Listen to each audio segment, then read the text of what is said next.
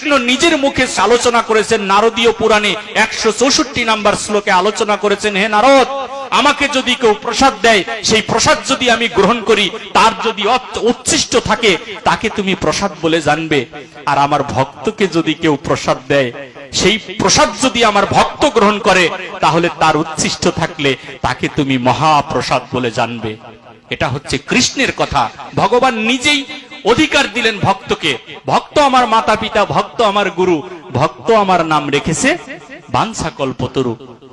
আজকে সেই ভক্ত সেবায় মন কাঁদে না, কৃষ্ণ সেবায় খুব ব্যস্ত। কৃষ্ণ সেবা কি করতে পারবো? এই শিক্ষা তো গৌরাঙ্গ মহাপ্রভু দেয় না। সর্বপ্রথম সনাতন ধর্মের কুসংস্কারে ভর করেছে। সেই কুসংস্কার কাকে বলা হয়? কুসংস্কার হচ্ছে মূর্খতা। আমি মূর্খ, তাই আমি কুসংস্কার গুজবে কান দিয়ে ঘুরে বেড়াই। এই কুসংস্কার হচ্ছে মূর্খতা।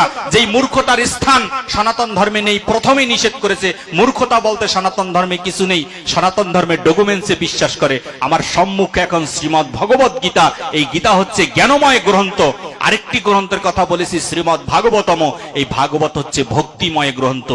বিচার করিয়া মনে ভক্তিরস আস্বাদনে মধ্যস্থ শ্রী ভাগবত পুরাণ। তুমি যদি ভক্তির রস আস্বাদন করতে চাও, তাহলে ভাগবত পুরাণকে তোমার মধ্যস্থ করতে হবে। আমরা আসলে কি চাই সেটাই আমরা জানি না।